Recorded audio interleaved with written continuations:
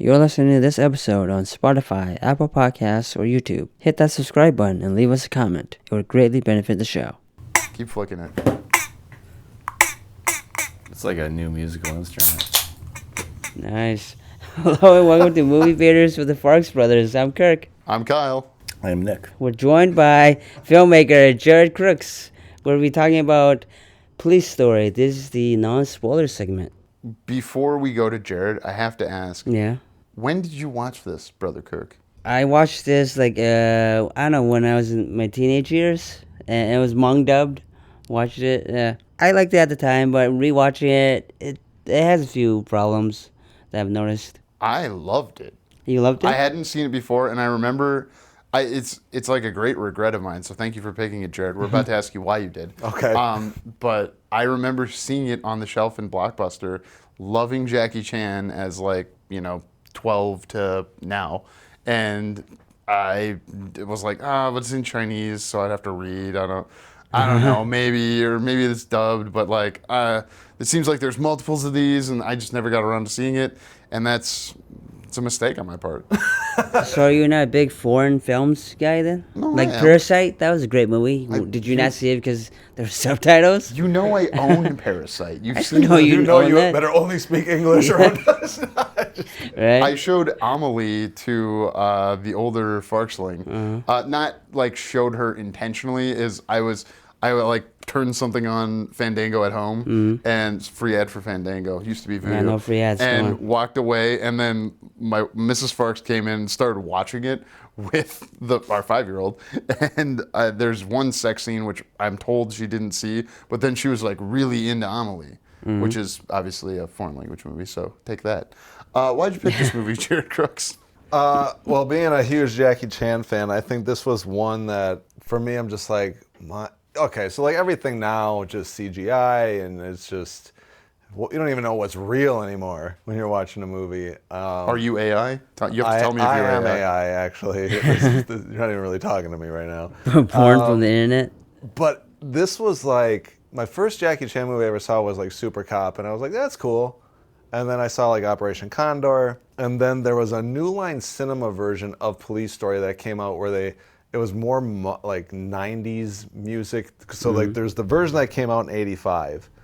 And then New Line after Rumble in the Bronx was a success and whatever. They redid all the music.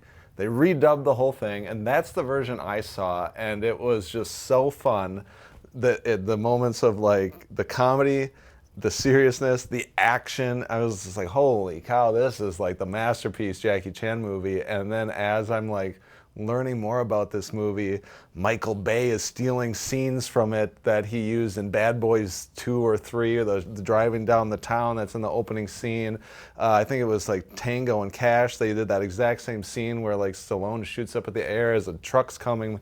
Jackie Chan made in 1985 made the best action film of that time. Okay, so when he's on the bus and he's got the umbrella, that to me reminded me of Axel Foley at the beginning of Beverly Hills Cop. Okay. Have you seen? We've all seen, right. And I think this movie came out, I think, before that. after. This is It did? 85. Beverly Hills Cop is 84. I'm Did it? pretty Okay. sure. I mean, that not that he wasn't on an umbrella. He's holding onto a strap of a truck, and they're Okay. playing Pointer Sisters' Neutron Dance, I believe. Okay. Or it could be a Bob Seger song. Don't go back and check and get back to me. All right. Okay. Hold on, I'll be right back. Jarrod, thank you for coming back. Yeah. What'd you find out? Nothing. I gotta Google it. So what of the American language Jackie Chan movies were your cup of tea? Well, I mean, even when I saw Super Cop, I thought it was weird. I was like, the lips don't match, that. But I didn't even realize at the time that Jackie and Michelle Yeoh were actually dubbing their own voices at that time, which was the first time they were ever doing anything like that. And in Hong Kong movies, nothing is shot with sound until it was Super Cop was the first Jackie Chan movie to actually record sound on set. What? Damn. And that was 1992. Oh, because I'm listening to Robert Rodriguez's book right now, and in '91 when he's shooting his first movie, El Mariachi, they shoot all day and then go back and record the lines afterwards. Yeah, that makes sense. And so the next year they're doing that, and that's insane.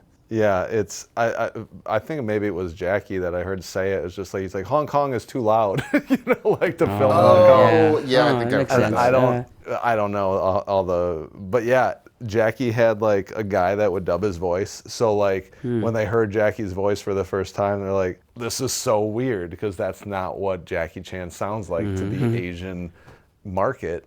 Except but he was also a pop singer, so like they could hear his real voice when he would sing on his albums. But like, I think this is how I'm learning that. I maybe knew he sang. He's got music that's. Yeah, he sang that song in Beauty and the Beast, doesn't he? he With- did. So the Chinese, yeah, so like Chinese Beauty and the version? Beast, the Chinese version, Jackie sings the duet with whoever. Yeah, Tell Us All This Time. Oh my God. And in I'll Make a Man Out of You, he does the Oh, right. Cantonese version or Mandarin version of that.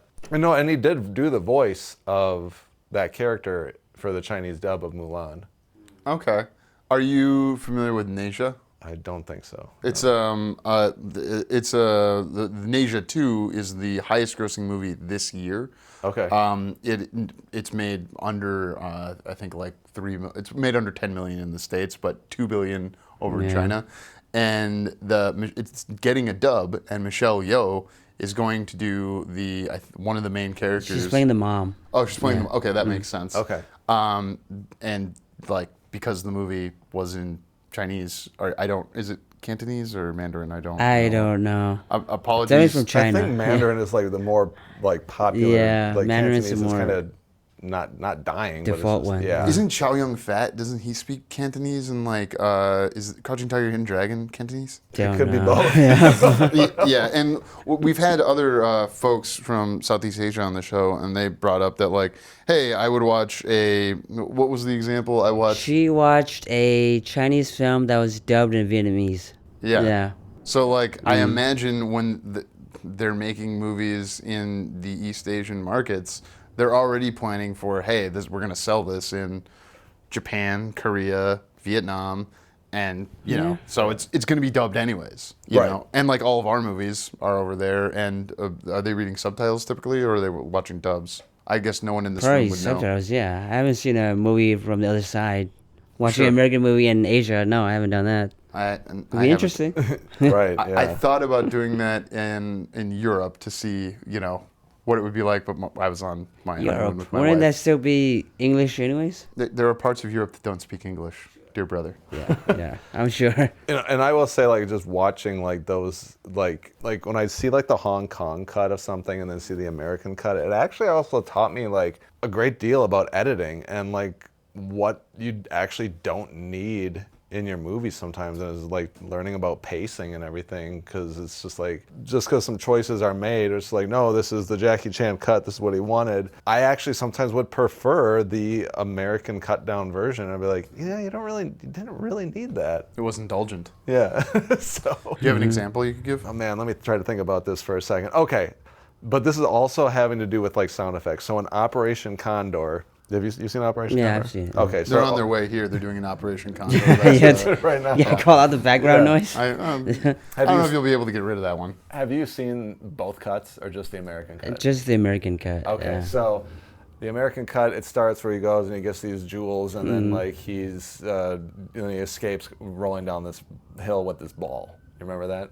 Then in the American version, it cuts right to him going to this embassy thing and talking to this guy, and the movie starts. Like the next mission is going to start. In the Hong Kong version, Jackie is like sitting on a boat and he's just hanging out, and then he gets this fax, and it's like basically and he's reading it, it's like, oh, he needs to go and meet this guy at the American embassy or wherever to go and talk about the mission, and then the credits start. And it's like, well, we're already going to know that you're going to meet this guy. Now we're doubling down on it, but it's like, but we wanted this shot of Jackie with his Mitsubishi in the lake. Maybe it was because Mitsubishi was sponsoring it. It's Yeah, like, we gotta maybe. have that shot, man. I don't know, but that's the kind of thing where it's like, that could have got cut, and it's fine. He went on a boat for a day. It cost a lot of money. I'm They sure got to it's- put it in the movie. I have no doubt it cost a lot. Have you ever cut something out that was difficult to do, and knowing that it was the right thing to do for pacing? Yes. You could think. Could you give an example? I mean, the first cut of The Big Gift was 2 hours, And when it was all said and done, I mean, I cut 10 minutes out of the movie, I think, and then I still look at it and be like, you know what, I could have cut more. Wow. But I just it's so hard because you spend all that time, and this is why I probably would advise, for the most part, directors should not edit their own films because they're too attached. And it takes a long time to get to the point where you can be like, whatever, I know we spent time on it, but it's not benefiting the story. And we got to keep it moving. But yeah, directors should not typically edit their own movies because they're too attached. Fair enough. What can you remember anything that you cut specifically out of The Big Gift? Yeah, there was a part where I'm talking to this character, Ned, and Ned is like yelling at me, and then I come out of the alleyway and I say a few more lines by just yelling at him, and I'm like, whatever, that can go. There was a whole lot more fighting in Utah. I cut it. I trimmed it down. And some of that had to do with, like, I'm showing people, and there's like, the fight's getting a little long, and I'm like, so I'd look at it, and I'd be like, what can I cut? Now, the only way you can see the full cut is if you have a Blu-ray of the movie, because when I put it in the theaters, there's a whole scene I cut out with Sarah Atkinson, and she's not in the streaming cut. I had cut the whole scene. I'm like, nope, it's dragging it down. But in the theater version... Is that when you get kicked out of the mall? Correct. Okay, yeah, because I was looking at, oh, hey, Sarah's in this movie. Seems like she would have been in that scene where you got kicked out of the mall with the Santa. Yep, I cut it because it was just like, it's just slowing it down. Are you a sub or a dub guy when you watch things? Do you care? And now I'm going to pick the opposite and tell you why you're wrong, whichever one. I don't care. You don't? No. I'll watch the version where it's with the subtitles, and then I'll watch... Especially like Police Story, the original. It's not even Jackie Chan's real voice, and there's no version of it where it's his real voice, but the New Line version has an actor that has a Jackie Chan sound. So I preferred it because it's like, it kind of sounds like Jackie, even though it's not. Sometimes the dubbed versions are more fun, I guess, too. So I gotta find a bait in here. I would argue for always watching the sub version unless there are children, in which, like, because I have... Sorry to reference Nasia again, but I have Nasia on 4K, and I'll switch it to dub when I'm watching it with my children who don't know how to read yet. Sure. What? So Wait, hold on. But don't you put subtitles on your TV anyways, or movies when we're watching it in the living room? correct. I always have subtitles on Yeah. because So what if it's already in English? Do you still want the Yeah, subtitles? Yes, I always do because I want to see the spelling of names, and I find that it helps. Nick's got thoughts. No, well, Nick's going to throw in a thought here, but also because I have kids running around, when they're hearing the word, I want them to see the word so that they recognize the letters. And, you know, It's just educational for you.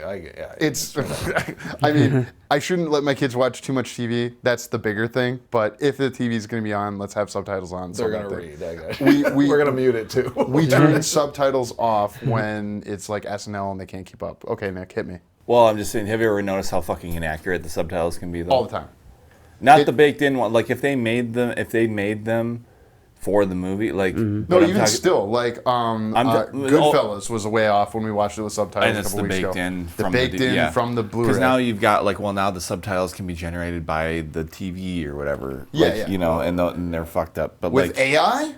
yeah, well, his AI is perfect. But, like, you know... Nice hand magic. gestures. It's magic. It's a magic button. It's going to cure cancer. But... No, they're just going to figure out a way for insurance companies to increase profit off of people with cancer. Well, of course. So Alright. nothing's changed. So subtitles, you know? I'm saying, Yeah, so like, back to maybe- subtitles. Get back Maybe to just subtitles. seeing letters is maybe educational for the kids. Maybe. Sure, when they hear the word, they see the word, and Yeah. then that's But supposedly names, like, supposed to help. it screws up names all the time. It screws up. That's the stuff that I deal with. Like, when names are, like, not like regular words, like, there's a whole variation of how they can spell. So when I'm editing, like, interviews and stuff, and I have the transcript, and Premiere generates a transcript, and I'm like, well, that's not how the company name is spelled. That's not how that person's name is spelled. It doesn't know. So when unless they put enough time into, you know. So really, you making just want to sure- make sure that people's names are spelled correctly. Well, that It's and weird it's to me like, that her name is Selena with an A in this. maybe it's meant to be E. Yeah. And Oh, then Okay, so yeah, in this movie, so the it's movie like Police Story. in the China. Is her name really even Selena in the Probably Chinese? not. No, Oh, probably yeah, not. probably not. Yeah. But then why did they pick a funny spelling of Selena for is that how and Asians also, mostly know? I could be wrong, but No, I don't know. this subtitle might be dubbed or in Europe subtitle. What do you mean? A lot of the subtitles that we're getting are not like from the America. It's like British English. Yeah. Instead of yes, I work with a lot of South Asians, and it's frequent that you have to go. No, there's not a U in color over here. Right. That kind of thing. Right. And I mean, it's not wrong, and I don't care. But I'm looking at a note I have written down from when we were watching this yesterday, and we're in the non-spoiler section. This movie starts in a shanty town, and at first I was like, is that racist? Why is it racist? Why did Because you think it they're was racist? showing China as being like a shanty town, but then as I hadn't seen the movie before, I see that the place where Police Story takes place is like their LA. That's what I would compare it to, because there's the slums area of LA, and what city does this take place in? No idea. I don't think they Where's mentioned this a movie? city. Yeah, Yeah. Police Story. Isn't it the Hong Kong police? Okay, so it's Hong Kong. So it's Hong Kong, and I was just shocked by the level of poverty that was on display. And then obviously we Yeah, go but to what- Richard. Okay, so Why it's is so it a big interesting deal? that you say that, because like I know that they built the town for the movie just so they could crash the cars through it. Oh, that makes a lot more sense. I doubt it was like, you know what, those slum dogs we're gonna make sure that they're represented in the worst. I don't know, because it was just like, how do you build a cheap town that we can beat up and crash Sure. through? Yeah, no.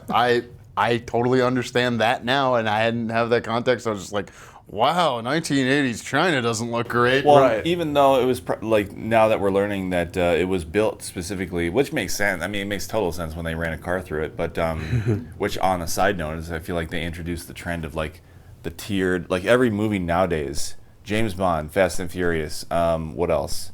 Has like the big city that Mission Impossible. Everyone has a city or a town that goes like that, and they have to run a car down yeah. it, or a big fucking ball, or something like that. And like, Where's Fast it? 5 is a great movie. I don't know why. I've never seen Fast 5. I saw the bad ones. Cars that came and after. balls I coming saw at you. Cars and balls.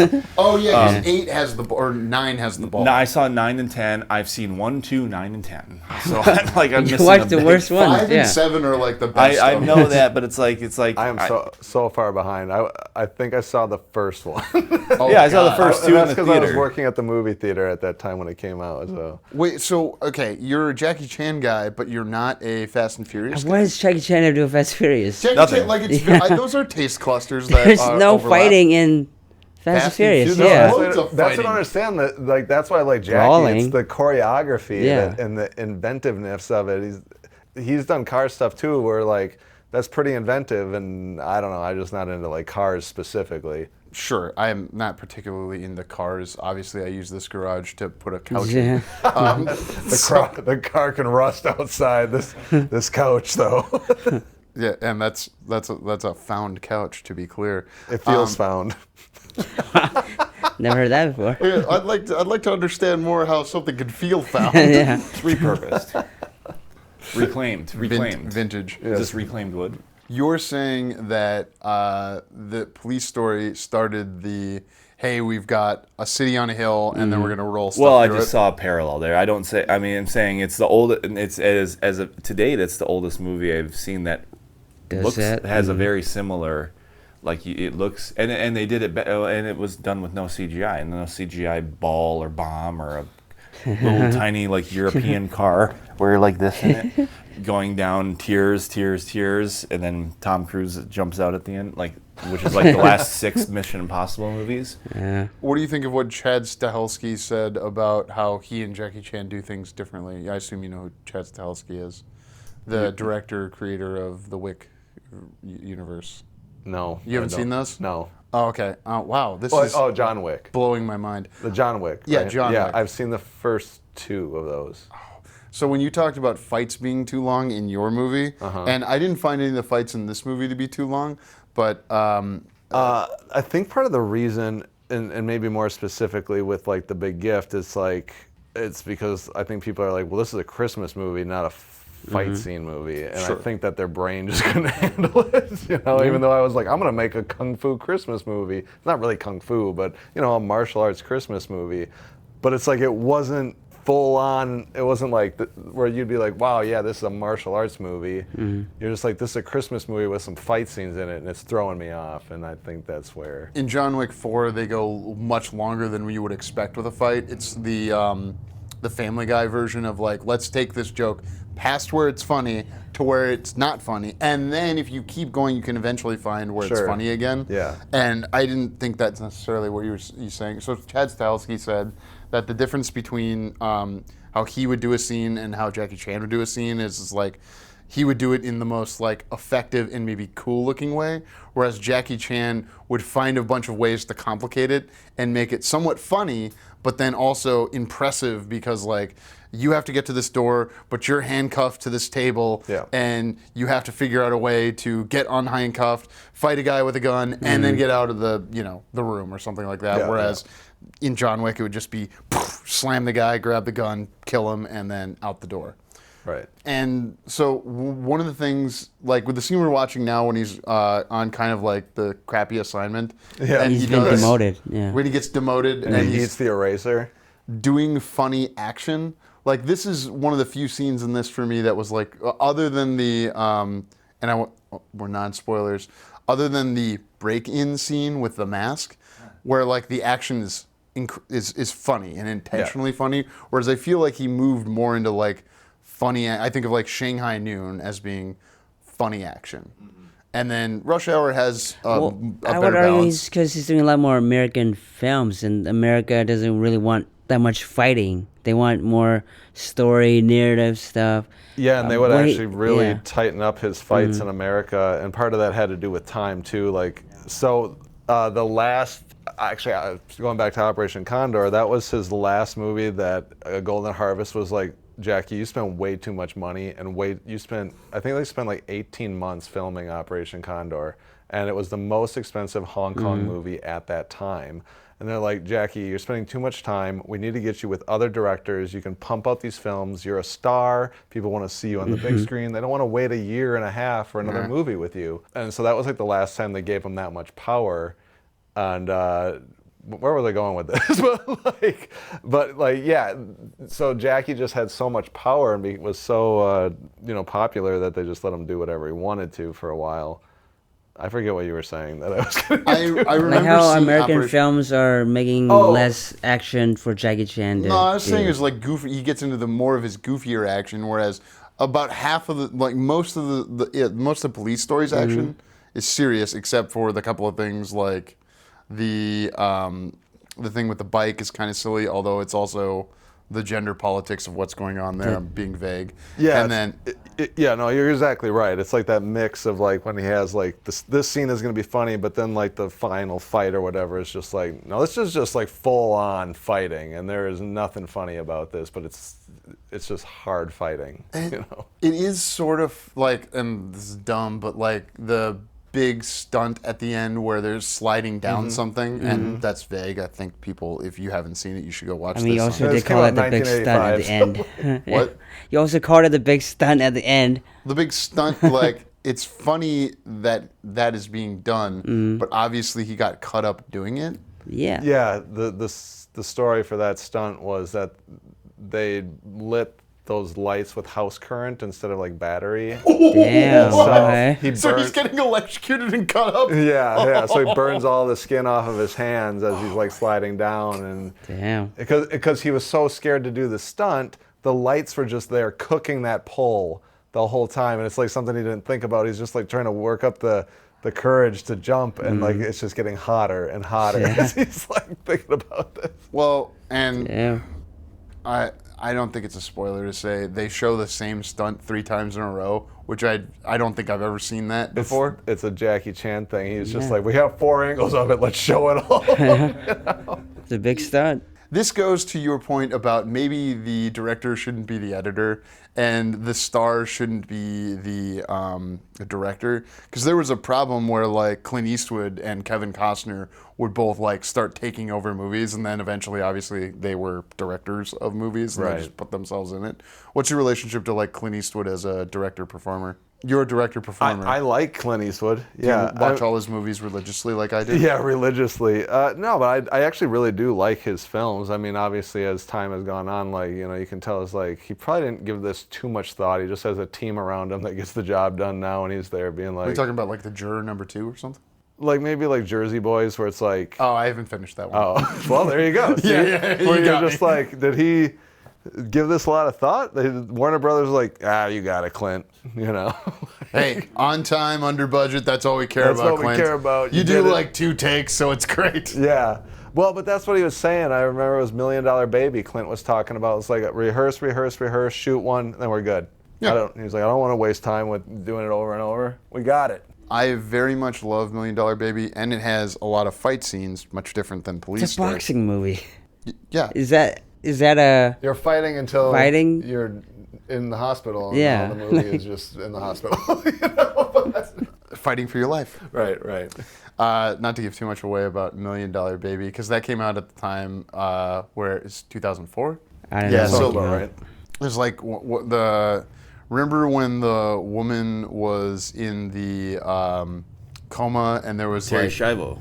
It was Terry Schiavo. I thought the name Terry Schiavo in my head, and then all I could think of was Kenny in... Terry Schiavo lives rent-free in your brain for the last 30 years. Oh, totally. Because of that South Park episode where he's playing the Game Boy or something? I did not see that episode. You haven't seen but you haven't seen the Terry Schiavo episode of South I can Park? imagine how it plays out, knowing South Park, It's- which I appreciate. but, I'm like, going to make sure that's in your life. It's on the same streaming platform as what we watched Police Story on. I've been on a bad job of keeping this about this movie because I don't want to spoil anything. Shanghai Noon or Rush Hour? Let's find something to fight about. Shanghai Noon. Okay, I would say Rush Hour over Shanghai Noon. Okay. Why do you say Shanghai Noon? I just think it's more Jackie, and I think it's more entertaining and more ambitious. More Jackie. Say more, please. The comedy is there more. I think Rush Hour felt very American in the sense of... Versus the Western? The yeah, American but Western? it was like, they're both fish out of water, but Shanghai Noon is more fish out of water. Okay, what about the sequels? Shanghai Night? Nights versus Rush Hour 2. Rush Hour 2. You would say Rush Hour 2 over Shanghai Nights. because they went to China. But yeah. the fight scenes are better in Shanghai Nights. Why? More inventive. Like that umbrella fight or his homage to Singing in the Lane and Singing in the Rain is fantastic. Yeah, okay. His relationship to, what is it, we said Buster Keaton? Yeah. Was clearly what he was going off of in the beginning of this. And Buster Keaton versus Charlie Chaplin, Jarrod Crooks. Haven't seen enough of it to give you an honest answer. That's fine. It seems like the style of fight comedy that you do would lend itself to, or evolves from where that started Yeah. in American cinema. So Yeah, I mean, and it really was like when I first started doing like films and fight scenes, I mean, I'm not gonna lie, it was straight up like, I'm just gonna steal that choreography and I'm gonna do it myself. And then you evolve and you come up with your own style and your own way. And then of course people say like, that's very Jackie Chan, but it's also now it's my own thing. But that's, again, going back to like stealing, right? You steal and then you evolve and you come up with your own way of doing it. So. JC films, Jarrod Crooks films, Jackie Chan films. Jesus Christ, who knows? You know? We made that exact We joke made when that we were joke, watching this yeah. movie last night. I figured you would. I'm with you. I figured you'd go right to Jesus Christ after talking about me and Jackie Chan. Makes the most sense. Middle Eastern guy, you know. I think it's funny too because I was a huge Jim Carrey fan growing up, so I'm like, well, let's throw that in there too. Yeah. Okay, so you're aware of this, and that's why the ambiguity of JC films. It's just my initials, you know. I- Whatever. Sure. That's what it is. It's actually JK Productions because there were 2 J names and 2 K names when we started it, and one of them was Judd. Have you seen Flags of Our Fathers? No, is that Clint Eastwood? That's Clint Eastwood. Captain America: First Avenger. I have seen that. Okay. Yes. Do you see how those movies sort of relate to this when he accomplishes the big mission and kind of gets touted by the brass as, hey, look at this guy. We're going to have him go take pictures and, be like, he's a great cop. But they're like using it to... I mean, yeah, sure. I never watched Captain America and was like, police story. Yeah. But yeah, I can see Because what they you're have saying. him selling war bonds in First Avenger, which they clearly took from Flags of Our Fathers. Yeah, but was Jackie Chan selling being a great cop? Don't you see him in a commercial later in the movie? He's like, when they're like poster boy, the poster boy of the police station, and then all of a sudden he's like not anymore, but whatever, What's your relationship to police procedurals? Because this is a police procedural. Like, I'm a big Lethal Weapon fan. I like the mission. It's not police, but it's a procedural. Yeah, Mission right. Impossibles. And Naked Gun just came out, and that's a police procedural. 100%, the most accurate. Have you seen the original? I've seen the originals. Okay. Are you going to see the new one? I do want to, yes. You definitely should. It was a delight. Okay, good. 85 minutes. They cut it down to your, comments on brevity earlier. Yeah. Make it tighter. Tighter, make them tighter. That is Jarrod Crooks. Are you a Lethal Weapon fan? I am. Okay. Yeah. At least there's that. Wait, but is it because Mel Gibson is a bit of a martial artist, or it's... What? I don't think he is. Yeah, where do you get that from? He does weird kicks and stuff. That doesn't make him a martial artist. He throws some punches, and Yeah. then he breaks his shoulder and puts it back in place. That's all this is. That's just coke. No, I mean, we don't know that it I mean, wasn't, he's just like Mel. No, I don't think of Mel Gibson as martial artist. Yeah. No, because Riggs does practice martial arts. The character Riggs. I'm not saying Mel Gibson is actually a martial artist. The character Riggs practices martial arts It's in definitely not Lethal the Weapon reason. 1. No, and Okay. it's definitely not the reason. I'm glad we found something to debate about Lethal Weapon, but continue. What's your reason? I just think it was a great combination of those two. Like, it was a buddy film, but throwing in the mix of like this guy who's just like really depressed, I guess. Like, it's been a while since I've seen all these films. Like, for some reason, the fourth one sticks in my mind the most. Oh, same. Yeah. Yeah. Jet Li. Jet Li and the amount of F-bombs. I mean, I just... And he fights Jeff Lee. Jet Li. Yeah, Good old Jeff Li. Good old Jeff Lee knockoff of Jet Li. No, he martial arts fights Jet Li in that movie. Obviously, he gets his ass handed to No, him. he brawls him. I don't think he's Well, he fucking considered martial impales him arts. with rebar, though, too, Yeah. in Yeah. the end. So. Man, fucking Lethal Weapon 4 is great. Oh, yeah. That was like one of the first DVDs I ever got was Lethal Weapon 4. But you didn't buy Police Story. Because why was... And the police story existed when I was 14. Yeah, it did. Mm-hmm. No, I'm saying I didn't know it did. I see. It existed when I I think was this is 1 year one, old. like because it's more Hong Kong, it's not, you'd have to go find it, you know? Yeah. Like, it's I not, was not like searching the global marketplace for films when I was 14. Like, I remember... I got a free copy of Lethal Weapon 4 with our DVD player. That's how that's how they sold the player to you. But you're not a Jackie Chan guy. Let's turn the end of the non-spoiler part on Nick Farx and how you're not like a martial arts guy. You're not a police procedural guy in my experience. You're more of a horror guy. Well, but hey. But hey, listen. A few minutes ago, you were just talking about police procedural. What's the sequel to a classic horror movie that I like more than the original? That is a police procedural. Psycho 2? There you go. Oh. That is a police procedural. It is. Have you ever seen Exorcist 3? No, but I've seen The Exorcism of Emily Rose.